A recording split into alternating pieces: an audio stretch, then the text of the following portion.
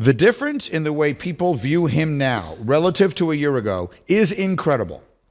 So I do not think that Aaron Rodgers, and again, I remain as hopeful as ever. I will be rooting for it like crazy. But I do not think he carries the same sway in the city that he did a year ago. A year ago, he was the conquering hero. Here he came. We're all behind him. He shows up everywhere, waves at the Jumbotron, people losing their minds. He was they put him on Hard Knocks. It was all Aaron all the time, and it was a love affair for a million different reasons, some of them having to do with football, most of them not. That has changed. So I think the amount of clout that he sort of carries, the amount of currency he carries with the fan base is completely different from what it was a year ago. The question is, how much of that applies in the building? Like a year ago, we were all saying, oh, whatever Aaron says is what they do. And I was on board as saying that's the right thing to do.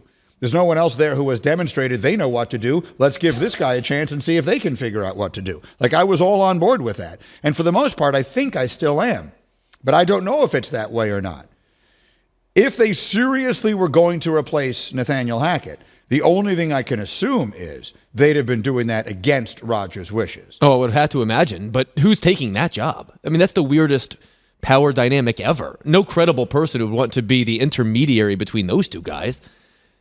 I mean, if you're rendering Nathaniel Hackett effectively powerless, and you're replacing him, and you're going to be the person with whom Aaron Rodgers communicates, so then he's less happy. That's just a job that no person with options would ever take. So they probably cast a wide net and put out a flyer to people that they might be interested in. I'm just guessing, but no one with options would ever sign up for that job. Well, I hadn't really thought about it that way, but tragically, you're kind of right. I had looked at it otherwise, but maybe your point is a better one. I had looked at it as Rodgers' clout held up. Like Rodgers basically said, "Oh, I see. No. I just think no one said yes. Do not make this change. I can fix this. With me, he'll be good at this."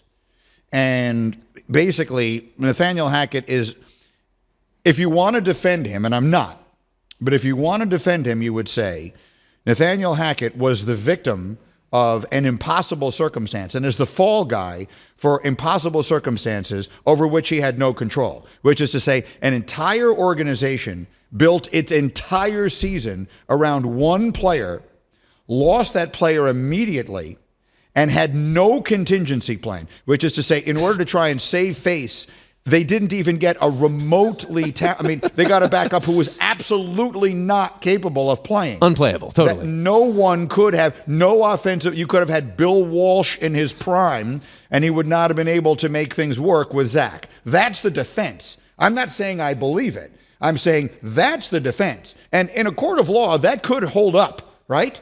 That if you're saying you were convicting Nathaniel Hackett of being absolutely awful, what did Russo say that one time? What a dope! If you want to convict him of that, then you would have a hard time against my argument. I mean, Nathaniel Hackett is no more qualified to be an offensive coordinator in the NFL than Bronny James is to be a lottery pick. Why are you saying that? Because he's only there for Aaron Rodgers. Okay, but he has had success in that role. He has.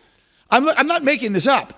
In Jacksonville, he had success as the offensive coordinator. In Green Bay, he wasn't the offensive coordinator, but he was a part of the offense an offense that was very successful and obviously was a trusted confidant of Aaron Rodgers. He's had also the worst offense in the NFL in each of the last 2 years in two different places. Nathaniel Hackett is going to be the biggest reason why the Jets don't meet expectations this year. If they fail to meet their ceiling or even approach it this year, it's not going to be because Joe Douglas didn't do a good enough job or even because Saleh didn't. It's going to be because Nathaniel Hackett is the worst OC in the league by a lot. I don't know that we know that because the year before he was the head coach, not the offensive coordinator. Still his offense. It's his offense, but there was more to that than meets the eye. He turned a Hall of Fame quarterback into an unplayable quarterback year over year. As a head coach, and it seems to me that he was in over his head as the head coach. Of that, there is no argument. He didn't finish the season. I don't think that last year